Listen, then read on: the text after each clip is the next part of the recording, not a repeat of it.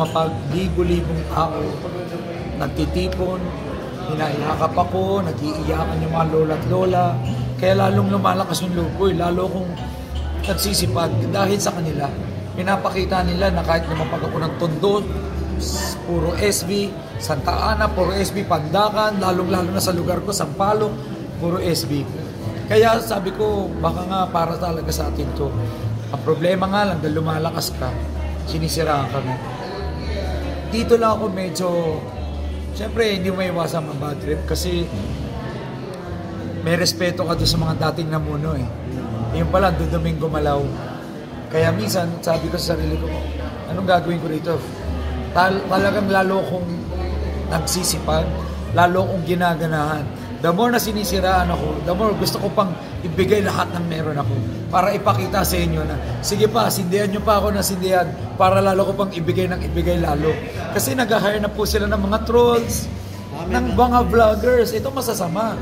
They hire people to talk bad about you. Ang tagal na namin tumutulong. Yung programa ko, Dear SB, tumutulong Luzon, Visayas, Mindanao. Everyday wala akong ibang ginawa kundi sumagot ng hospital bills, magbayad ng mga ibang tuition fee, pangbayad ng gamot, SB Mobile Clinic, SB Mobile Butika, lahat to libre para sa mga kababayan natin. Mga libreng ayuda, masasarap na ayuda ang binibigay ko. Kanina galing ako ng Baseco, namigay tayo ng mga masasarap na bigas. Galing din ako ng Isla Puting Bato. Oo, special sinandomi rice.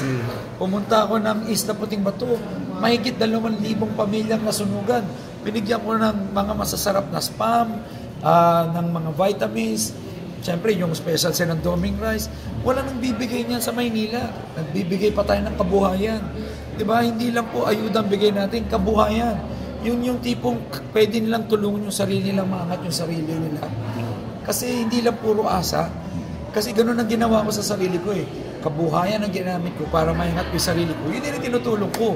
At kanina, galing akong Baseco, nakakatuwa. Meron akong natulungan ng isang food cart doon na kumikita na mahigit 4,000 to 5,000 a day. Wow. Sabi niya, sir, mga sensor na po ako. Actually, nakabili na ako ng malaking freezer. At meron na akong sabi niya, meron na akong frozen goods business. Pinasok niya ako sa bahay niya, binuksan namin. Makita ko yung mga binibenta niya, hotdog, longganisa. Gaano na siya katagal na mula nung tinulong, kailan yun? Mga 2 to 3 months pa lang eh. Marunong sa business yung ano talaga. Kasi alam mo, yung binibigay kong food cart business, hindi yun out of nowhere. Through experience of helping other people, nagbigay na ako ng bigasan, ng vegetable store, ng fish store, ng parisan, nagbigay na ako ng iba't ibang klaseng negosyo. Ang napansin ko, ang pinakamalakas at nag-survive ng mga negosyo, yung siomay. Yung siomay business. Fairness, masarap kasi, yung siomay. Masarap yung siomay, di ba? Yung siomay nila. Bakit? Hindi mo na kailangan iluto ng prito or yung marami pang sahog. I-steam mo lang ng tubig. Frozen, steam mo, toyo. Pwede na maging rice. Yung 2 piso mo, 10 piso na.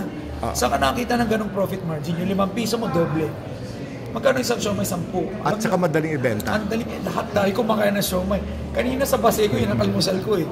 Nakita ko yung nagsisiomay nila na binigyan ko. Yun ang kinain ko.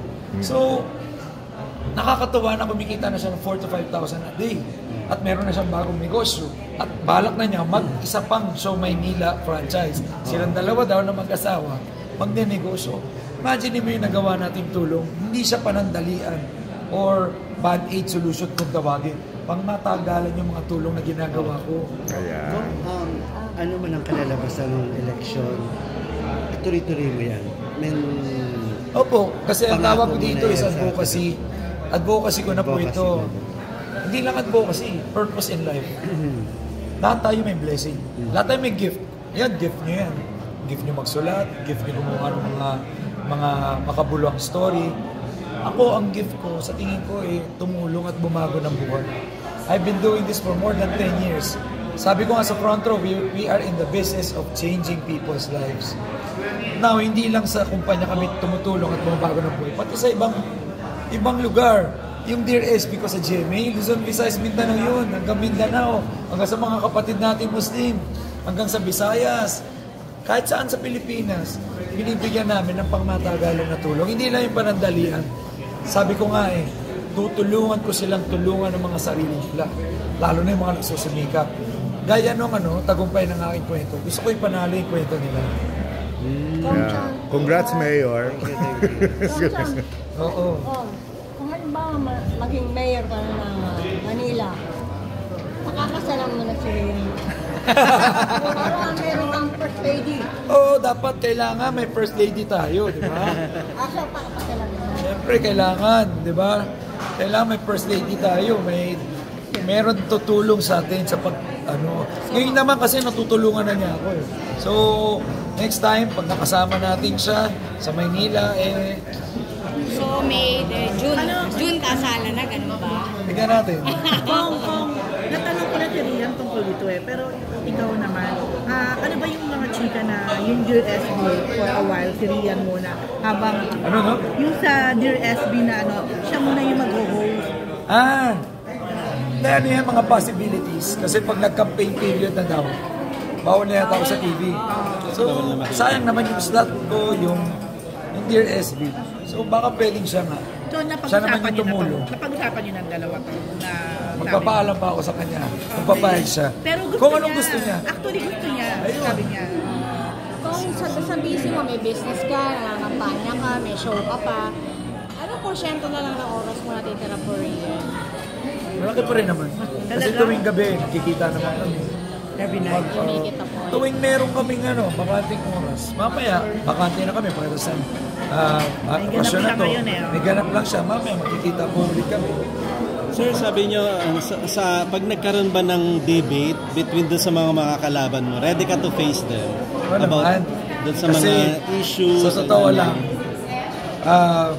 wala naman akong kinakatakot sa sarili ko, sa mga nagawa ko. Open book ang buhay ko. Galing ako sa wala. Pinaghirapan ko ito for more than 20 years. Hindi lang sa Pilipinas, pati ibang bansa ng negosyo. Sa maliliit, umpisa ako na maliit na negosyo ang kanapalaki ko. Hanggang ngayon, nagkaroon ako ng mga luxury brands sa pangalan ko. Na ako'y presidente, ako rin yung owner. So, hindi lingid to sa kaalaman ng iba. So, wala akong tinatago. Lahat ng tinutulong ko galing sa pinaghirapan ko, hindi galing sa gobyerno.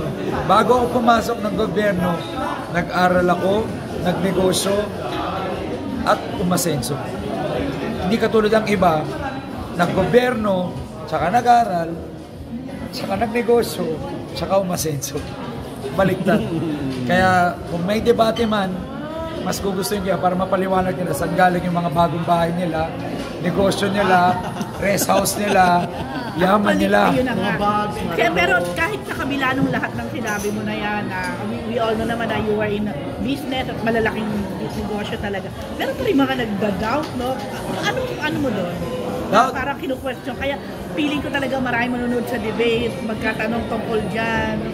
Ako po, kung ano niya, Front Row has been there for 15 years. We have branches in London, Australia, Singapore, Dubai, Abu Dhabi, Saudi, Hong Kong, Qatar. I mean, 100 plus branches around the Philippines. We have our own building. Ito, nandito tayo. I own Maserati. I'm the president of Maserati. We bought Ferrari before. I mean, hindi kotse binili ko yung leadership. Pinaghirapan yan from nothing to something. Wala rin ako dati. Naging valedictorian ako. Nanalo ko ng Battle of the Brains sa television. Naging scholar ako sa UP Diliman. I'm a civil engineer. Host ako sa TV ngayon ng DSP. Tumutulong ako. Nagamit ko rin. Contractor din ako. So, ang dami kong ginawa sa buhay ko. I'm 42 years old. Galing lang ako sa wala. Pinaghirapan ko lahat ng meron ako. Lahat ng pinaghirapan ko, hindi ko sinusolo. Sinishare ko nga. Kung magkukumparahan tayo dun sa iba na pumasok ng politika at saka nag-accumulate ng wealth at sinusolo na nila sa sarili nila. Compare sa akin na nagsumikap, nagnegosyo, umasenso, tapos tumulong sa mga tao, sinare yung wealth niya bago pumasok ng politika. Hindi mo layo eh. Layo na comparison. Kung last na anong any comment, reaction? Kasi ikaw, you're in this business, kumukuha ka ng mga endorsers, celebrity endorsers. Yung mga nangyayari ngayon, like, let's say kay Neri Naig, yung mga yan na i-involve sa scam dahil kahit na sinasabing endorser lang sila, mga ganun. Ano yung take nyo dyan? Nalulungkot ako kasi entrepreneur si Neri. Entrepreneur din ako eh. Feeling ko nabiktima talaga siya eh. Endorser lang si Neri. Hindi dapat siya hinahabol. Ang dapat hinahabol yung may-ari nun. Oo, alam mo, we've been doing business and pinoprotektahan namin yung pangalan namin laban sa mga ganitong klase mga scammers. Nagpapa-invest, aalis, di mo na mahanap. Ang naiwan tuloy si Ma'am Neri na nagsusumikap lang, napakasipag na asawa niyan. Talaga nakita ko yung mga businesses niya. Isa ako sa mga fan niya na talagang business-minded siya, kaya ako talagang my heart is for her. Sana maklear na yung name niya. Sana makaalis na siya dun sa kung nasa man siya ngayon, dinidetain. Dahil she deserves justice. So ikaw naniniwala ka na innocent siya dito? Oo naman. Na, ano? Kasi alam mo, dami ng story ganyan eh. Kinuwang artista, yun ang pinang-front. Usually ganun eh.